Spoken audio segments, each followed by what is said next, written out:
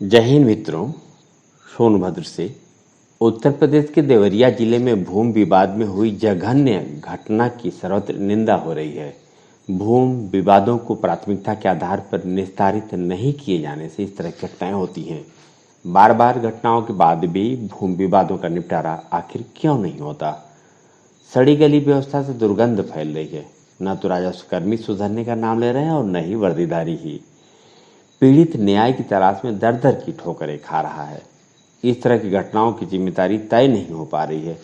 जब कोई घटना घटती है तो थोड़ी समय के लिए जिम्मेदारों की नींद खुलती है और फिर वे कुंभकर्णी नींद में चले जाते हैं। नैतिक पतन की पराकाष्ठा हो गई है। क्या सही क्या गलत सब कुछ ताक पर रखकर ज्यादातर लोग लूटने में लगे हैं। कोई किसी का सुनने को तैयार नहीं है। ऊपर वाले अपना हिस्सा छोड़ने को तैयार नहीं है और नीचे वालों से ठीक रहने की उम्मीद की जा रही है। कमोबेश उत्तर प्रदेश की ही नहीं बल्कि पूरे देश की ऐसी स्थिति हो गई है। अब तो ईमानदार और भ्रष्टाचार के बीच का द्वंद्व नहीं है बल्कि ज़्यादा भ्रष्ट और कम भ्रष्ट के बीच का संघर्ष है। किसी भी विभाग में गिने चुने लोग हैं जो ईमानदार हैं। हम कह सकते हैं कि उन्हीं की बदौलत व्यवस्था घिसट कर चल रही है।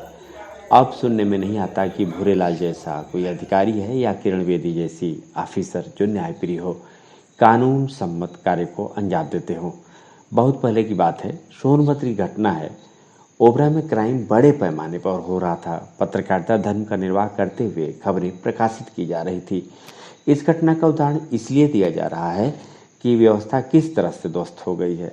क्राइम मीटिंग में अपराधों को रोकने की बात की बजाय इस बात पर जोर था कि अखबारों में इस तरह की खबरें क्यों छप रही हैं। खबर प्रकाशित ही न हो, इस पर तत्कालीन थाना प्रभारी ने कहा कि वे हमारी बात नहीं सुनेंगे। थाना प्रभारी ने साथ में जिम्मेदार अधिकारी से यह भी कहा कि पुलिस उपाधीक्षक की बात उनसे होती है।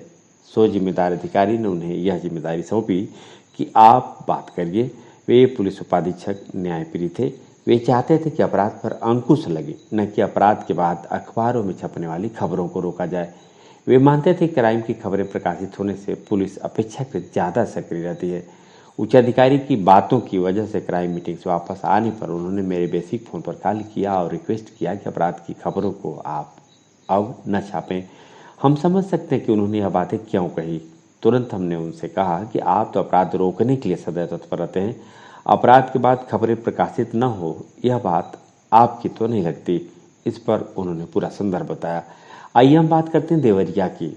जिंदगी से जूझ रहे 8 वर्षीय बच्चे के लिए सोनभद्र मुख्यालय से लगे पंचमुखी महादेव मंदिर पर रुद्राभिषेक, महामृत्युंजय जप, हवन आदि का आयोजन अखिल भारतीय भगवान श्री परशुराम अखाड़ा परिषद ने किया।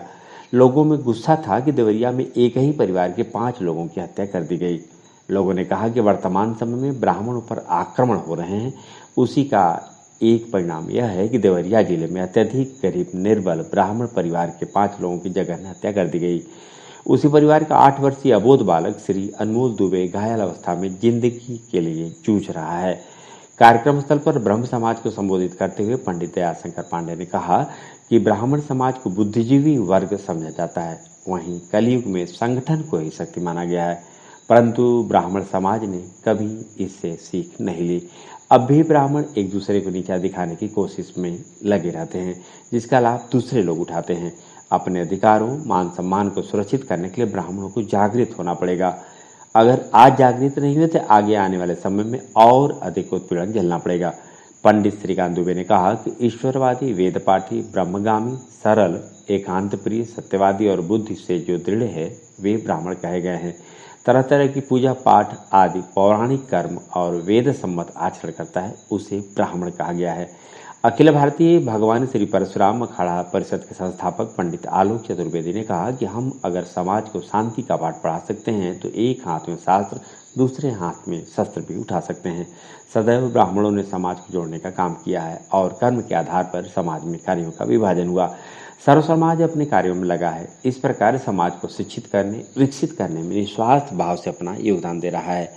पंडित मनीष मिश्रा ने कहा कि कुछ समाज विरोधी तत्वों द्वारा हिंदू समाज के विघटन के लिए इस प्रकार की घटनाओं को अंजाम दिया जा रहा है। पंडित आशुतोष चतुर्वेदी ने कहा कि ब्राह्मण समाज राष्ट्र विरोधी ताकतों के बिखराववादी नीतियों को समझ चुका है, किंतु ब्राह्मण सदैव सनातन और हिंदू समाज के लिए संघर्ष करता रहा और करता रहेगा।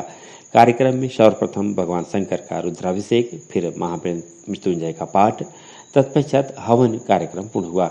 कार्यक्रम में पंडित लक्ष्मण दुबे, पंडित ब्रिजेश पांडे, पंडित संदीप दुबे, पंडित आशीष पाठक, पंडित राजन चौबे, पंडित अशोक द्विवेदी, पंडित आशुतोष चौबे, पंडित दयाशंकर पांडे, पंडित श्रीकांत दुबे, पंडित सौरभ दुबे सहित अखिल भारतीय परशुराम अखाड़ा परिषद के सभी सम्मानित सदस्य उपस्थित रहे।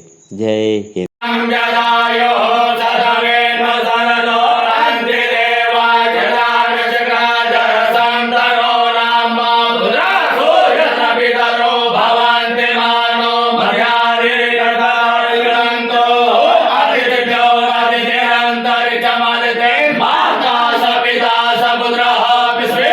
देवरिया में हुए जघन हत्याकांड में जो उस परिवार का चिराग श्री अनमोल दुबे, जो हम सबका अनमोल है, वह आज मौत और जिंदगी के बीच में जो जूझ रहा है, उसके निमित्त हम लोगों ने पंचमुखी महादेव पर महामृत्युंजय का पाठ, रुद्राभिषेक व हवन पूजन का कार्यक्रम समस्त सामाजिक कार्यकर्ताओं ने किया है।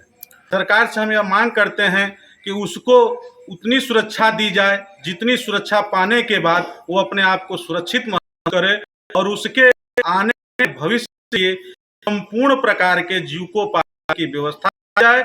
इसके साथ साथ जो उस परिवार के हत्यारे हैं, जिन्होंने एक सरकार के साथ साथ देश को भी बदनाम करने का कार्य किया है, उनको ऐसी सजा दी जाए जिस सजा के पाने के बाद भारत ही नहीं संपूर्ण विश्व थर्रा उठे।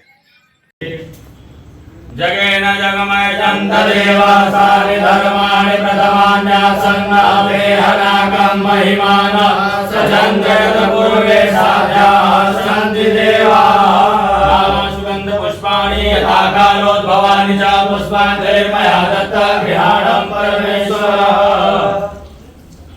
विशेषार्घ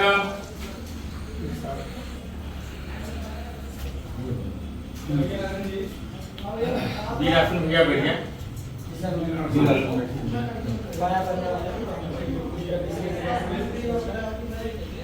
ओम रक्ष रक्ष गणाध्यक्ष रक्षत्रैलोक्य रक्षका भक्तानां भयं कर्ता त्राता भगवान् मां जय मातुर्कृपा सिन्धो सारमातुरभ्रहो वरदस्तं वरं देहि वाञ्छितं वाञ्छितात् अनेन सफल अर्घेण सफलोस्तु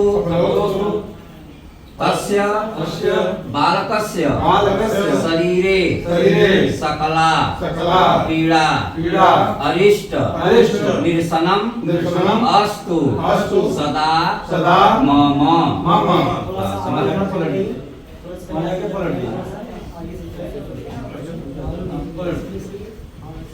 पीछे से पलट ऐसे। हाँ